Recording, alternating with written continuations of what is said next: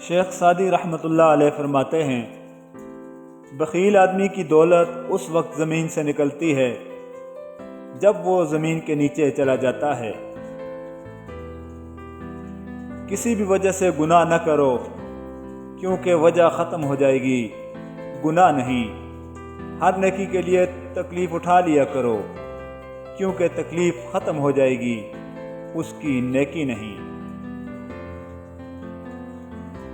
جو عبرت سے بھی نہ سمجھے، دلائل سے بھی نہ مانے، تو قیامت خود بتائے گی قیامت کیوں ضروری تھی۔ دنیا داری نام ہے اللہ سے غافل ہو جانے کا۔ ضروریات زندگی اور بال بچوں کی پرورش کرنا دنیا داری نہیں ہے۔ انسان کو جتنا لگاؤ رزق سے ہے، اتنا لگاؤ اگر رزق دینے والے سے ہوتا تو اس کا مقام فرشتوں سے بڑھ کر ہوتا۔ اچھی عادات کی مالکہ، نیک اور پاک دامن عورت اگر فقیر کے گھر میں بھی ہو تو اسے بادشاہ بنا دیتی ہے۔ جس نے زندگی میں کسی کو تکلیف نہ پہنچائی ہو، وہ قبر میں آرام اور راحت سے سوتا ہے۔ تعریف کرنا اور کروانا بھی ایک قسم کا شرک کی مانند ہے، کیونکہ سب تعریفوں کا مالک اللہ ہے اور سب تعریفیں اسی کے لیے ہیں۔ میں پوری زندگی دو بندوں کو تلاش کرنے پر بھی تلاش نہ کر سکا، ایک وہ جس نے اللہ کے نام پہ دیا ہو اور غریب ہو گیا ہو، دوسرا وہ جس نے ظلم کیا ہو اور اللہ کی پکڑ سے بچ گیا ہو۔ میں آج تک اپنی خاموشی پر نہیں پچھتایا، میں جب بھی پچھتایا اپنے بول پر پچھتایا۔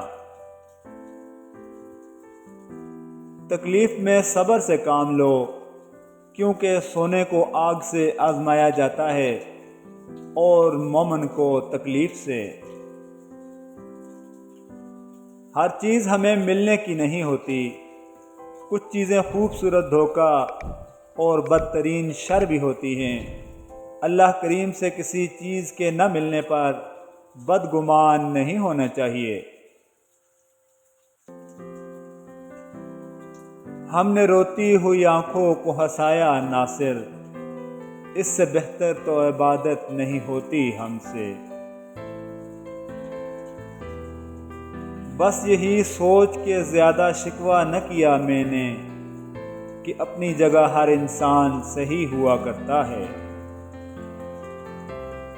شیخ سعدی رحمۃ اللہ علیہ فرماتے ہیں، میں نے ایک نیک شخص کو دریا کے کنارے دیکھا جس کو ایک چیتے نے زخمی کر دیا تھا اور اس کا زخم کسی دوا سے اچھا نہ ہوتا تھا، اور وہ عرصہ دراز سے اس تکلیف میں مبتلا تھا، مگر ہر وقت اللہ کا شکر ادا کرتا تھا۔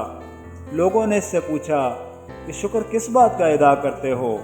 اس نے جواب دیا، اس لیے کہ مصیبت میں مبتلا ہوں، نہ کہ گناہوں میں۔ سبحان اللہ۔